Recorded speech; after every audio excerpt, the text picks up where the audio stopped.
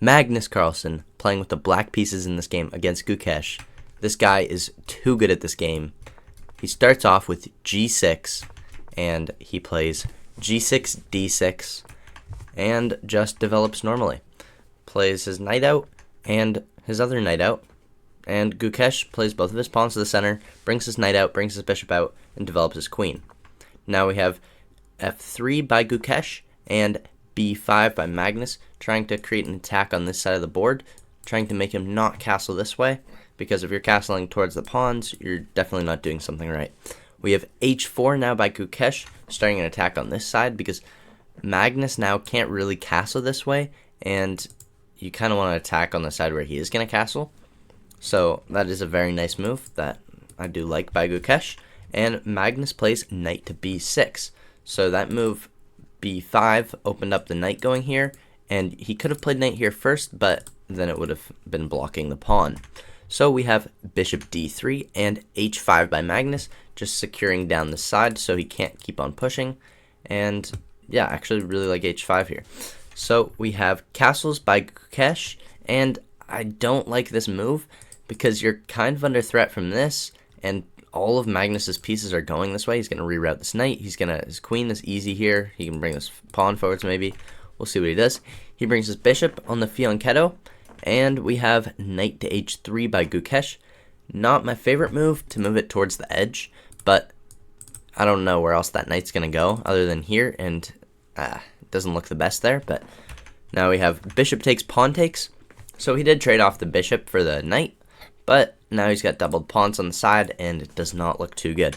Magnus just plays e6, very solid, and Gukesh now plays f4.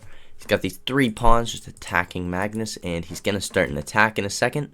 We have d5 and e5. Now Magnus drops his knight back, rerouting it. Maybe he plays something like this, and just goes crazy on this side of the board. I don't know. We have rook g1. Magnus drops the bishop back, and we have rook takes g6 now, sacrificing the rook.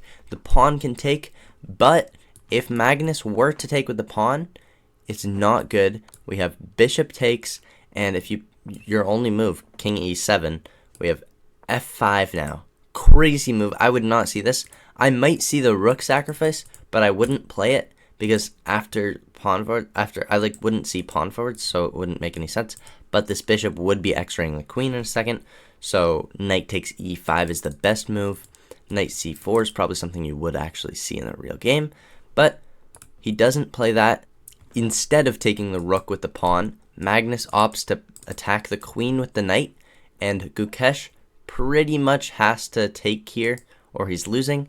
But he doesn't see it. He drops his queen all the way over. And you can see the evaluation bar just doesn't like it. Queen g2 now. And Magnus plays knight takes e5. So he did see knight takes e5, so he might have seen it in the game, but crazy ideas by Magnus and Gukesh sacrificing their pieces like crazy. Gukesh drops his rook back, and now we have knight takes d3.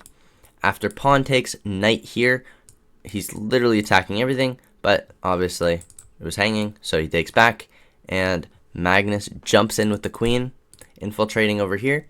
And it looks like he has no attack on the king because all of his pieces got traded off. But Magnus will find a way. We have rook over and bishop attacking this pawn. Double threat on it. So Gukesh runs away so he doesn't get pinned. I don't know why he wouldn't just defend it with something. But we have castles and queen to c2. King b7 now. And knight drops back to e2. I don't understand anything that's going on here. Magnus is just barely better, and we have rook to g8 now, and f5. Pawn takes, rook over. We're threatening this. We're probably going to take this pawn. Magnus defends this pawn, and Gukesh pushes a4 for some reason. I honestly have no clue what these guys are doing in this endgame. It's so absurd to me. Defends the pawn, takes it, and now we have queen here, attacking both rooks, but obviously not going to take either of them. We have rook takes the pawn, and now it looks like he's sacrificing the rook, but no. It's defended by the queen. We have rook over, knight drops back, rook takes, rook blocks it, and now rook back attacking the bishop.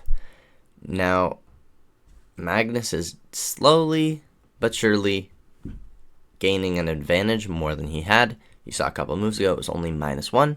Now it's -1.26. And he drops his bishop back, attacking the rook. And we have rook to f2. Now, it looks like Gukesh should be fine here, but you can see Magnus's advantage is not going away. He's just playing all the perfect moves now, and he's attacking and asking the questions, what are you going to do to defend? Obviously, Gukesh is going to play the best moves to defend, but at a -1.5 advantage, it's going to be hard to defend it. We have rook to e2, but this knight's hanging. This rook's being attacked. Queen g1 check. Whew. Knight drops back, and now queen takes the pawn, and it suddenly is 2.5. What Gukesh needed to find was queen c1, but this rook move was not it. He needed to play knight c5 here. So rook move was the third top engine move, but he needed knight here or he's pretty much completely losing, and now he drops his knight back, loses the pawn, and rook over, and it's pretty much losing. Down 2 points against Magnus, he's just going to squeeze you until you're dead. We have knight over, attacking the queen now. Magnus drops his queen. No, I'm just kidding. He doesn't drop his queen. But Gukesh plays knight c3, and he's seeing if he can do anything, but he can't. He drops back to d1, trying to see if he can do some traps. Rook's now defending here. We have bishop attacking the rook.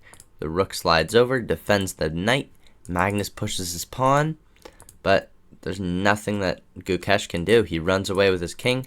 Pawn forwards again. Pawn takes, queen takes, and king b1, rook over, and Gukesh resigns after king over because your rook is just going to slide over. You're going to have to drop it and lose the game pretty much immediately. Obviously, he couldn't take back the queen because the bishop's defending it. Just wanted to go over that. Thanks for watching. Please like, comment, subscribe, and I'll see you in the next video. Thank you.